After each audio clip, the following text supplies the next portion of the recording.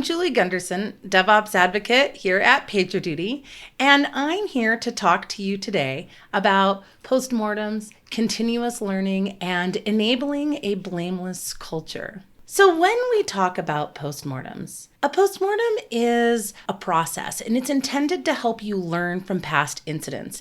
It typically involves a blame-free analysis and discussion soon after an event has taken place, and you produce an artifact. And that artifact includes a detailed description of exactly what went wrong in order to cause the incident. It also includes a list of steps to take in order to prevent a similar incident from occurring again in the future. You also want to include an analysis of how the incident response process itself works. Like the value of having a postmortem, it comes from helping institutionalize that culture of continuous improvement. The reason that we do postmortems is because during incident response, the team is 100% focused on restoring service. They cannot and they should not be wasting time and mental energy thinking about how to do something optimally or performing a deep dive on what caused the incident. That's why postmortems are essential. They provide that peacetime opportunity to reflect once an issue is no longer impacting users. And organizations, they tend to refer to the postmortem process in slightly different ways. They're after action reviews or post-incident reviews, learning reviews, incident reports.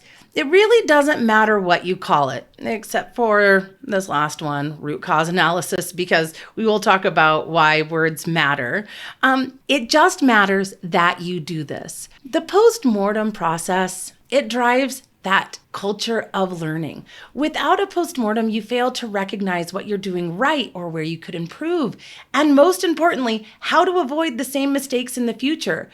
Writing an effective postmortem allows you to learn quickly from mistakes and effectively and improve your systems and processes.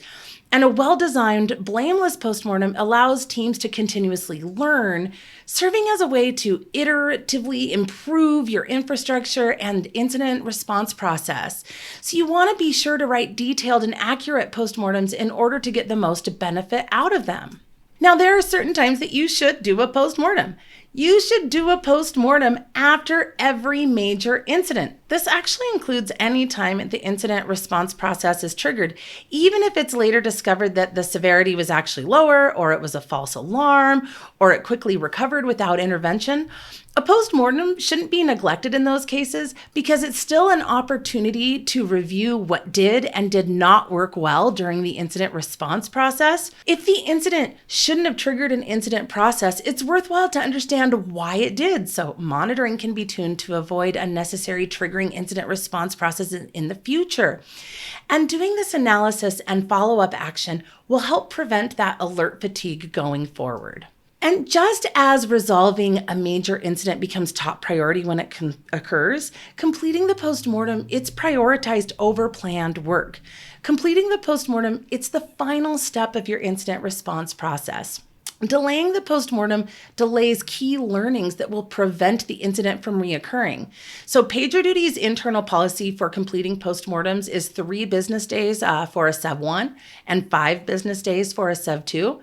And because scheduling a time when everyone is available can be difficult, the expectation is actually that people will adjust their calendars to attend the postmortem meeting within the time frame. And at the end of every major incident call, or very shortly after, the incident commander, that's what we call the command structure here at PagerDuty, they select and directly notify one responder to own completing the postmortem.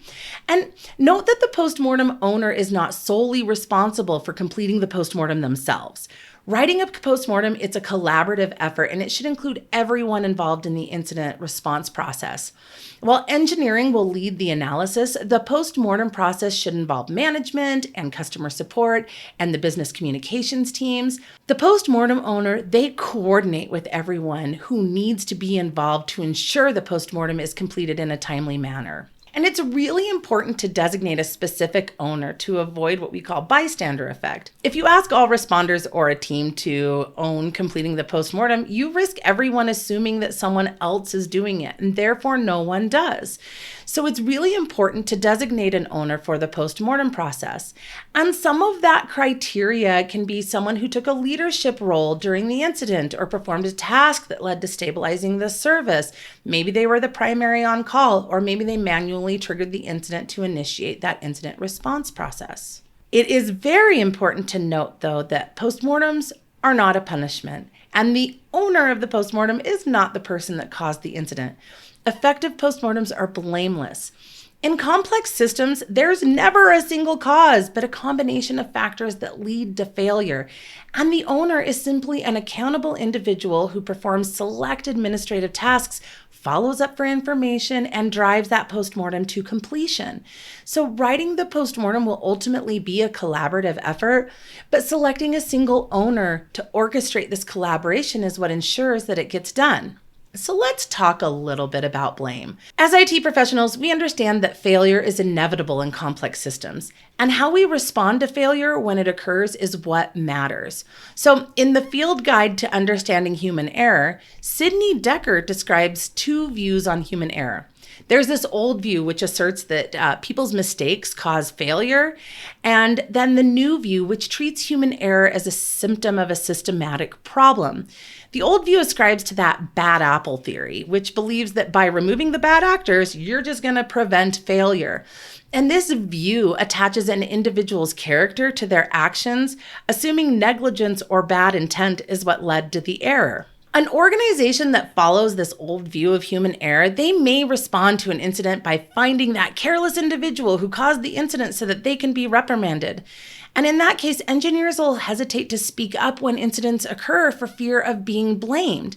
And that silence can it can increase that mean time to acknowledge, that mean time to resolve, and it really exacerbates the impact of incidents.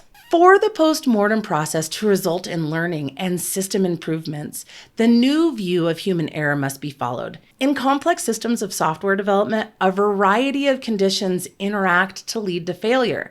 And the goal of the postmortem is to understand what systematic factors led to the incident and to identify actions that can prevent this kind of failure from reoccurring. So a blameless postmortem stays focused on how a mistake was made instead of who made the mistake. And this is a crucial mindset leveraged by many leading organizations for ensuring postmortems have that right tone. And it empowers engineers to give truly objective accounts of what happened because you're eliminating that fear of punishment. But blamelessness is hard, and it's really easy to agree that we want a culture of continuous improvement, but it's difficult to practice that blamelessness required for learning. The unexpected nature of failure, it naturally leads humans to react in a way that interfere with our understanding of it. When processing information, the human mind, it unconsciously takes shortcuts. And by applying general rules of thumb, the mind optimizes for timeliness over accuracy. And when this happens, it produces an incorrect conclusion. It's called a cognitive bias. So J. Paul Reed argues that the blameless postmortem is actually a myth because the tendency to blame is hardwired through millions of years of evolutionary neurobiology. And ignoring this tendency or trying to eliminate it entirely is impossible. And so that it's more productive to be blame aware. I'll touch on this and some of the biases next, but for more details, read Lindsay Homewood's article on cognitive biases that we must be aware of when we're performing postmortems. So one of the errors that we see is the fundamental attribution error. And it's the tendency to believe that what people do reflects their character rather than their circumstances. And this goes back to that old view of human error, assigning responsibility for a failure to bad actors who are careless and clearly incompetent. Ironically, we tend to explain our own actions by our context, not our personality. So you can combat that tendency to blame by intentionally focusing the analysis on the situational causes rather than the discrete actions that the individuals took. Another pervasive bias is cognitive bias. It's a confirmation bias, which is the tendency to favor information that reinforces existing beliefs. So when presented with ambiguous information, we tend to interpret it in a way that supports our existing assumptions. And when combined with that old view of human error, this bias is dangerous for postmortems because it seeks to blame that bad apple. And so when approaching the analysis with the assumption that an individual is at fault, you're going to find a way to support that belief despite evidence to the contrary. So to combat confirmation bias, Lindsay Holmwood suggests appointing somebody to play devil's advocate to take a contrarian viewpoint during an investigation. Be careful, though, when doing this, because you want to be cautious of introducing negativity or combativeness with the devil's advocate.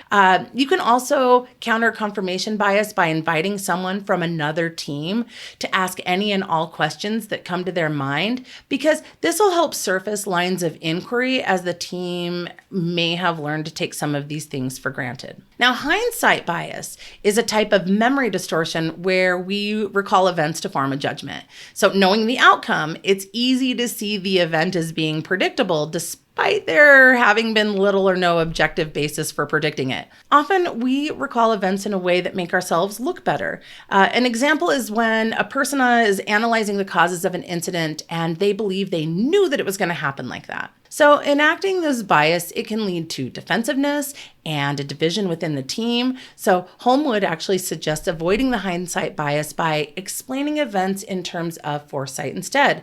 So start your timeline analysis at a point before the incident and work your way forward instead of backward from resolution. And then there's negativity bias. And this is the notion that things of a more negative nature have a greater effect on one's mental state than those of a neutral or even positive nature. Research on social judgments, it's shown that negative information disproportionately impacts a person's impression of others. And this relates back to the bad apple theory, the belief that there are negative actors in your organization to blame for failures. Studies have also shown that people are more likely to attribute negative outcomes to the intentions of another person rather than neutral and positive outcomes. And this also explains our tendency to blame individuals' characters to explain a major incident. In reality, things go right more often than they go wrong, but we tend to focus on and magnify the importance of negative events. Focusing on exaggerating and internalizing incidents as negative events, it can be demoralizing and it can lead to burnout. Reframing incidents as learning opportunities and remembering to describe what was handled well in the response process, that can help to balance the perspective. And so these biases can damage team relationships if they go unchecked. It's important to be aware of these tendencies so we can acknowledge bias when it occurs. By making postmortems a collaborative process, teams can work as a group to identify blame and then constantly dig deeper in the analysis.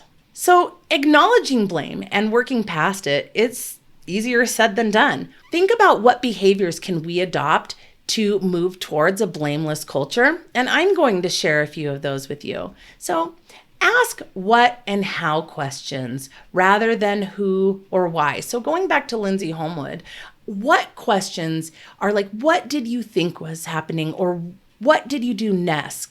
Asking what questions grounds the analysis in the big picture of the contributing factors to the incident. In his article, The Infinite Hows, John Allspaw encourages us to ask how questions because they get people to describe at least some of the conditions that allowed an event to take place. Holmwood also notes that how questions can help clarify technical details, distancing people from the actions they took. So avoid asking why questions because it forces people to justify their actions. It really does attribute blame, like, well, why did you just do that? Or why did you take that action? So think about how you can reframe those in the what and how perspective. And then consider multiple and diverse perspectives. This is actually a great time to bring in maybe an intern. They tend to think about things in ways that people who have been practicing this for 20 years may not think about things. So consider the different perspectives and ask, why a reasonable, rational, and decent person may have taken a particular action. When analyzing failure, we may fall into the victim, villain, and helpless stories that propel those emotions and attempt to justify our worst behaviors. And you can move beyond blame by telling the rest of the story. Ask yourself, why? Why would somebody may have done this? Because you want to put yourself in that person's shoes. This thinking will help turn attention to the multiple systematic factors that led to the incident versus the who. Also, when inquiring about human action, abstract it to an inspecific responder. Anybody could have made that same mistake. We've all made mistakes. These are not intentional. It's not that bad apple theory. And whether you're introducing postmortems as an entirely new practice at your organization or working to improve an existing process, culture change is hard. And change doesn't have to be driven by management. Oftentimes, the bottom-up changes are more successful than those top-down mandates anyways. No matter your role, the first step to introducing a new process, it is to get buy-in from leadership and individual contributors. To practice blameless postmortems and encourage that culture of continuous improvement, you do need commitment from leadership that no individuals will be reprimanded in any way after an incident. And it can be difficult to get this buy-in when management holds that old view of human error, believing that the bad actors cause failures and that they'll never have failures if they just remove those bad actors. So to convince management to support a shift to blameless analysis, clarify how blame is harmful to the business and explain the business value of blamelessness. Punishing individuals for causing incidents, it discourages people from speaking up when problems occur because they're afraid of being blamed. And as I talked about earlier, this silence just increases that mean time to acknowledge and mean time to resolve. You want people to speak up when problems occur. And organizations can rapidly improve the resilience of their systems and increase the speed of innovation by eliminating the fear of blame and encouraging collaborative learning. The inclination to blame individuals when faced with a surprising failure, it's ingrained deeply in all of us. And it may sound silly, but when selling a new blameless postmortem process to management, do try to avoid blaming them for blaming others. Acknowledge that practice of blamelessness, it's difficult for everyone. And teams can help hold each other accountable by calling each other out when blame is observed in response to failure. Ask leadership if they would be receptive to receiving that feedback if and when they accidentally suggest blame after an incident. A verbal commitment from management to refrain from punishing people for causing incidents is important to start introducing blameless postmortems, but that alone isn't going to eliminate the fear of blame. Once you have leadership support, you also need buy-in from individual contributors who will be performing that postmortem analysis. Share that you have commitment from management that no one will be punished after an incident. Because the tendency to blame, it turns out it's not unique to managers and leadership. Explain to the team why blame is harmful to trust and collaboration. Agree to work together to become more and more blame aware and kindly call each other out when blame is being observed. People need to feel safe talking about failure before they're willing to speak up about incidents. And when Google studied their teams to learn what behaviors made groups successful, they found that psychological safety was the most critical factor for a team to work well together. And so Harvard Business School professor Amy Edmondson defines psychological safety as a sense of confidence that a team will not embarrass, reject, or punish someone for speaking up. And this also describes what we're trying to achieve with blameless postmortems. The team does not feel punishment for speaking up about incidents. A sense of safety, it makes people feel comfortable enough to share information about incidents, which allows for deeper analysis and then results in learning that improves the resilience of the systems. And the DORA State of DevOps report actually showed that psychological safety is a key driver of high-performing software delivery teams. So the number one thing that you can do for your teams is to build that culture of psychological safety. That can be your gateway to culture change. So how do you do this? Again, culture change doesn't happen overnight. You want to start small. You want to iteratively introduce new practices to an organization small, and you share successful results of experimenting with new practices, and then you slowly expand those practices across teams, similar to how we talk about blast radius with chaos engineering. You can start experimenting with blameless postmortems with just a single team. And to get started, you can actually use our How to Write a Postmortem guide at postmortems.pagerduty.com to see some tips. It's also easy to start practicing blameless postmortems by analyzing smaller incidents, maybe before tackling major ones. Because the business impact of that incident is lower, there's less pressure to scapegoat an individual as the cause of an incident. If someone does fall back on blaming an individual, there's also lower repercussions for causing a minor incident. Simply put, the stakes are lower when analyzing a minor incident. So doing postmortems for smaller incidents, it allows the team to develop that skill of deeper system analysis that goes beyond how people contributed to the incident. And remembering that this is a skill, and skills require practice. Also, sharing the results of postmortems is very important. It has a couple of benefits. It increases the system knowledge across the organization, and actually, it also reinforces a blameless culture. When postmortems are shared, teams will see that individuals are not blamed or punished for incidents, and then this reduces that fear of speaking up when the incidents inevitably occur. So creating a culture where information can be confidently shared, it leads to that culture of continuous and learning in which teams can work together to continuously improve. We also encourage teams to learn postmortem best practices from each other by hosting a community of experienced postmortem writers. So we have a community of experienced postmortem writers who are available to review postmortems before they're shared more widely.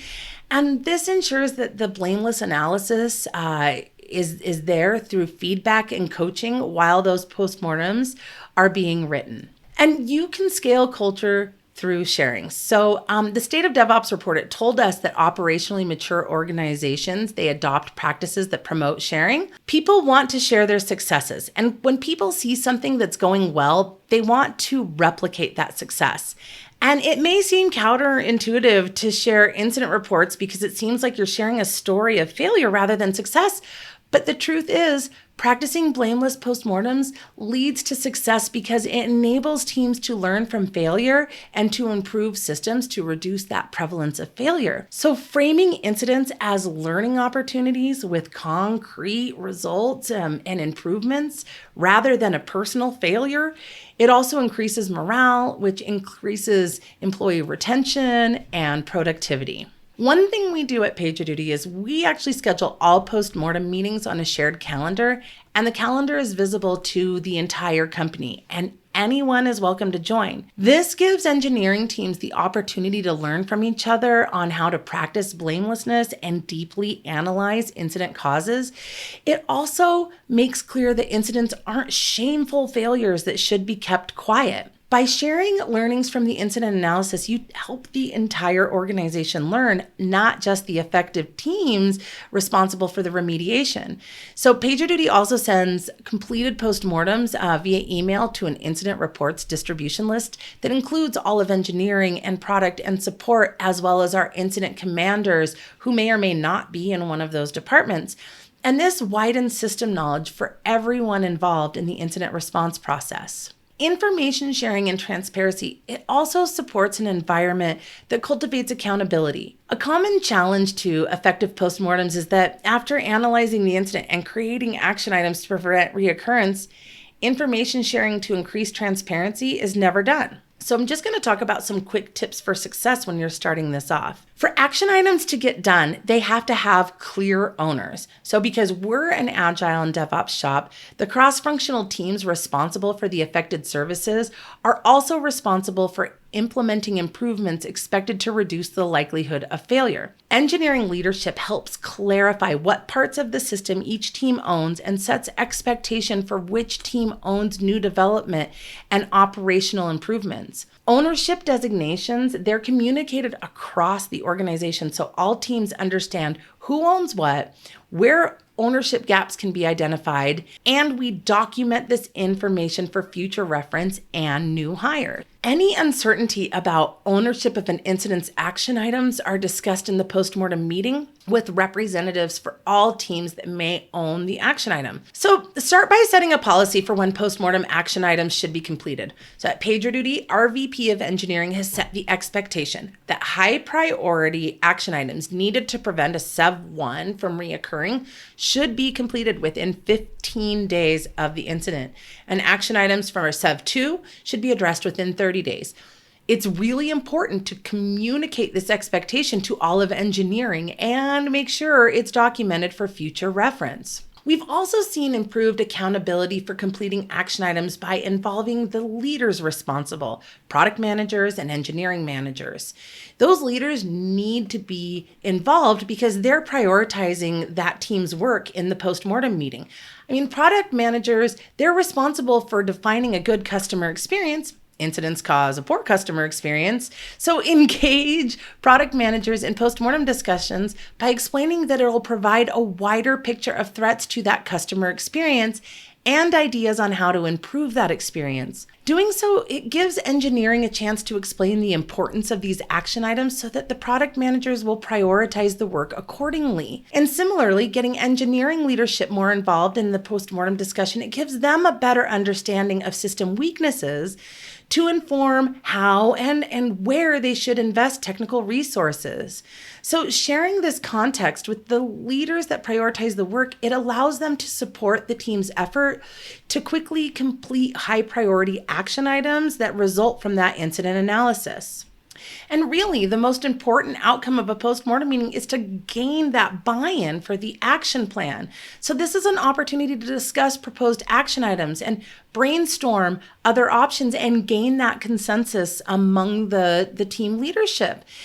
Sometimes the ROI of proposed action items, it's not great enough to justify the work the postmortem action items might have shown. So they might need to be delayed for other priorities. The postmortem meeting, that's a time to discuss these difficult decisions and make clear what work will and will not be done as a result of the expected implications of these choices. And whereas the written postmortem, it's intended to be shared widely in the organization, the primary audience for the postmortem meeting is the teams directly involved with the incident. This meeting gives the team a chance to align on what happened and what to do about it and how they'll communicate about the incident to internal and external stakeholders. So participants in this meeting, they might be the incident commander, maybe any shadowees, service owners and key engineers involved in the incident, engineering managers for impacted system, product managers, and any customers, internal or external liaisons. And if not already done by the incident commander, one of the first steps is to create a new and empty postmortem for the incident. Go through the history in Slack. So we use Slack. So whatever tool you're using to identify the responders and add them to the page so that they can help populate that postmortem. Include the roles of incident commander and deputy and scribe as well. And if you're confused about those roles, check out response.pagerduty.com where we break down how the incident response process works at PagerDuty and for some other organizations. You also want to add a link to the incident call recording. Invite stakeholders from related or impacted teams. And then schedule that postmortem meeting for 30 minutes to an hour, depending on whatever the complexity of that incident was. And scheduling the meeting at the beginning of the process, it helps make sure that that post-mortem is completed within the SLA. And so again, these are some of the people that should attend: service owners, key engineers, engineering managers, product managers, customer liaisons, an incident commander or a facilitator, and any of the other roles that you may have had during that incident response call. And then you want to begin by focusing on the timeline. You want to document the facts of what happened during the incident. Avoid evaluating what should or should not have been done and coming to conclusions about what caused the incident. Present only the facts here, and that will help avoid blame and support that deeper analysis. And Note that the incident, it may have actually started before responders became aware of it and began that response effort. So the timeline includes important changes in status and impact and key actions taken by responders. That helps to avoid hindsight bias if you start your timeline at a point before the incident happened and work your way forward instead of working your way backwards towards resolution. Also, review the incident log in whatever chat tool, hopefully it's not email, that you're using to find key decisions that were made and actions taken during the response effort. And include information the team didn't know during the incident that, in hindsight, you wish you would have known. You can find this additional information by looking at monitoring and logs and deployments related to affected services. You'll take a deeper look at monitoring during the analysis step. But start here by adding key events related to the incident like deploys or customer tickets filed. Maybe it was a hypothesis being tested during a chaos engineering experiment. And include changes to the incident status and the impact to that timeline. And for each item in the timeline, identify a metric or some third-party page where data came from, because this helps illustrate each point clearly and it ensures that you remain rooted in fact rather than opinions. So this could be a link to a monitoring graph or a log search. Maybe it was a bunch of tweets. Anything that shows the data point that you're trying to illustrate in the timeline. And so just a few tips for the timeline. Stick to the facts. Include changes to the incident. And then we are going to go to documenting the impact. Impact should be described from a few perspectives. How long was the impact visible? In other words, what was the length of time users or customers were affected? And note that the length of impact may differ from the length of the response effort. Impact may have started sometime before it was detected and the incident response began. How many customers were affected? Support may need a list of all affected customers so they can reach out individually. And then maybe how many customers wrote or called support about the incident? What functionality was affected and how severely? You want to quantify impact with a business metric specific to the product. So for PagerDuty, this includes like event ingestion and delayed processing or slow notification delivery. And now that you have an understanding of what happened during the incident, look further back in time to find the contributing factors that led to the incident. Technology, it's a complex system with a network of relationships from organizational to human to technical, and that's continuously changing. In his paper, How Complex Systems Fail, Dr. Richard Cook says that because complex systems are heavily defended against failure, it is a unique combination of apparently innocuous failures that join to create a catastrophic failure. Furthermore, because overt failures require multiple faults, attributing a root cause is fundamentally wrong. There's no single root cause of a major failure in complex system, but a combination of contributing factors that together led to that failure. And your goal in analyzing the incident is not to identify a root cause, but to understand the multiple factors that created an environment where failure became possible. So Cook also says that the effort to find a root cause does not reflect an understanding of the system, but rather the cultural need to blame a specific localized forces for events. Blamelessness is essential for an effective postmortem. An individual's actions should never be considered a root cause. Effective analysis goes deeper than human action. In the cases where someone's mistake did contribute to a failure, it's worth anonymizing this in your analysis to avoid attaching blame to an individual. Assume any team member could have made the same mistake. According to Cook, all practitioner actions are actually gambles, that is, acts that take place in the face of uncertain outcomes. Now, on your analysis, you want to start it by looking at your monitoring for the affected services. Search for irregularities for like when sudden spikes or flatlining when the incident began and leading up to the incident. Include any commands or queries you use to look up that data, the graph images, or links from your monitoring tool alongside this analysis so others can see how that data was gathered. This level of analysis will cover the superficial, it's going to uncover the superficial causes of the incident. Next, ask, why was the system designed in a way to make this possible? Why did those design decisions seem to be best decisions at the time? And answering these questions will help you to uncover those contributing factors. And some helpful questions are, is this an isolated incident or part of a trend? Was it a specific bug, a failure, something that we anticipated, or did it uncover a class of issue we weren't even sure of? Was there work that some team didn't do in the past that contributed to this incident? Were there any similar related incidents in the past? Does this incident demonstrate a larger trend?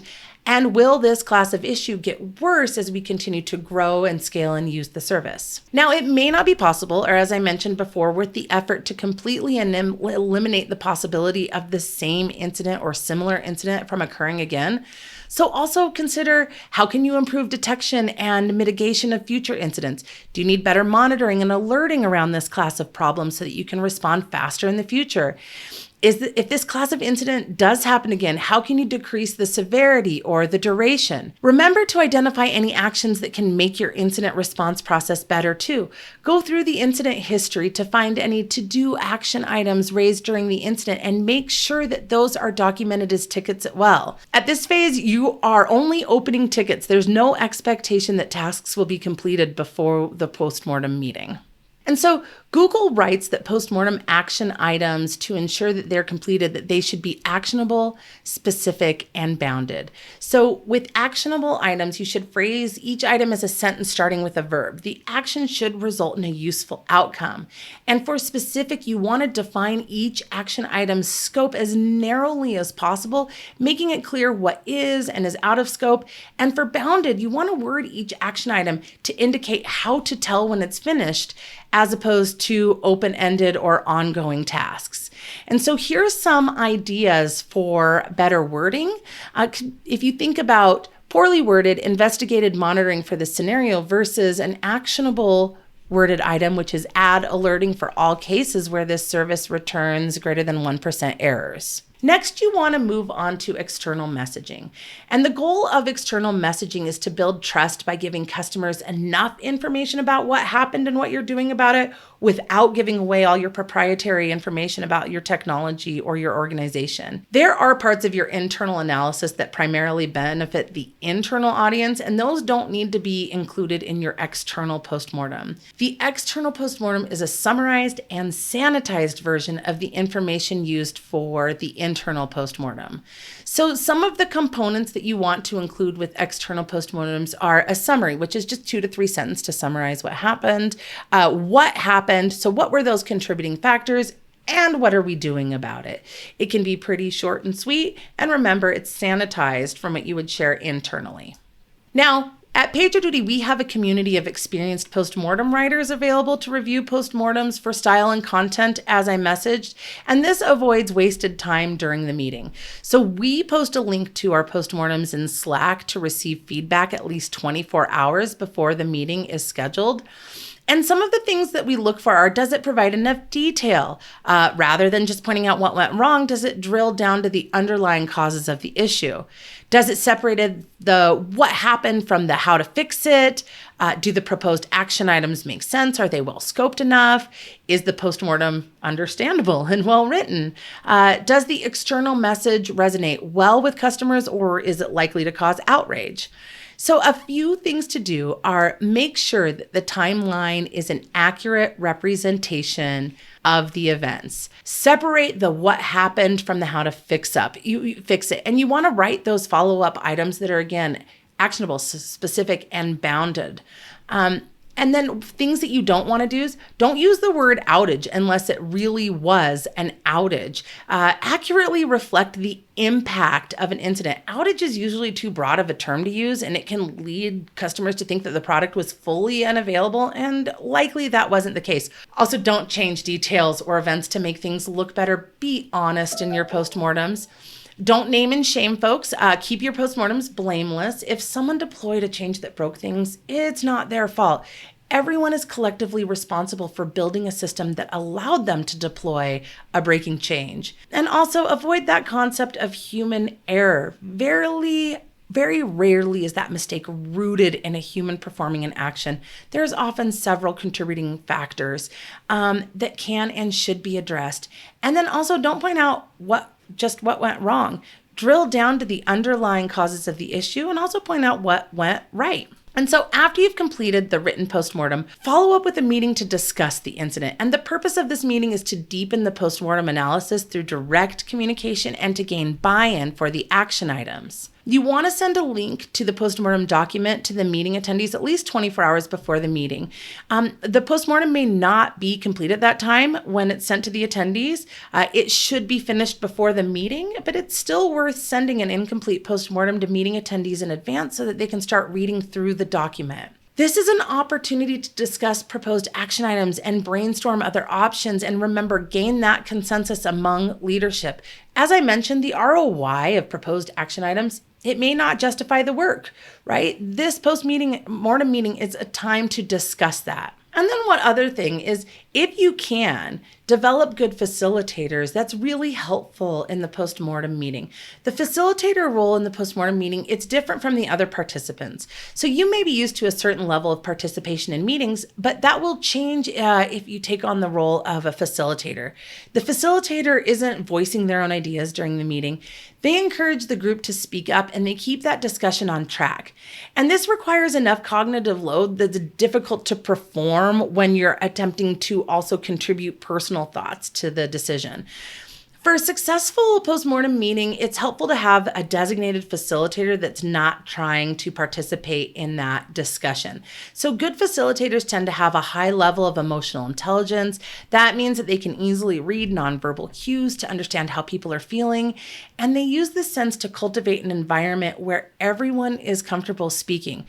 Agile coaches and project managers, they are often skilled facilitators. At PagerDuty, we have a guild of confident facilitators who coach individuals interested in learning how to facilitate. So some of the things that the facilitators do is they keep people on topic. They might need to interrupt to remind the team of meeting goals or ask if it's value to continue with this topic or if it can be taken offline.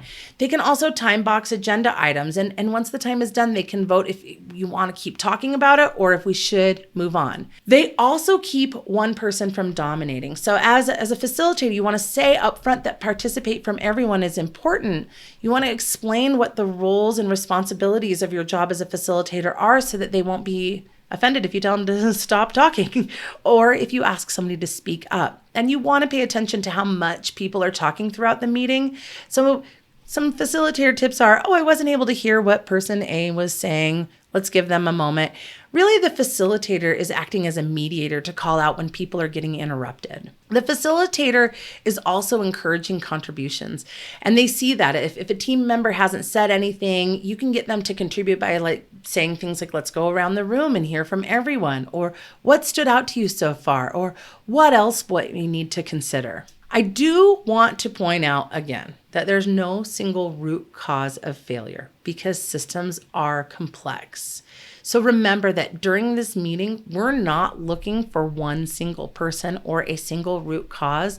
We're looking for all of those contributing factors. And it's really important to go back to avoiding that blame, to not use the term root cause. And so practice makes perfect. Use your post-mortem practice, even for mock incidents, for chaos engineering. Complete post-mortems at the end of every one of those experiments. And so a few of the key takeaways here are that post-mortems should drive a culture of continuous improvement and help you to understand those systematic failures that led to the incident. Blame is bad. It disincentivizes knowledge sharing. Individual actions should never be considered a root cause. There's no single root cause, just contributing factors. And if you would like to learn more, you can head over to postmortems.pagerduty.com and learn more about our process. There's also some templates in there. And thank you all for your time.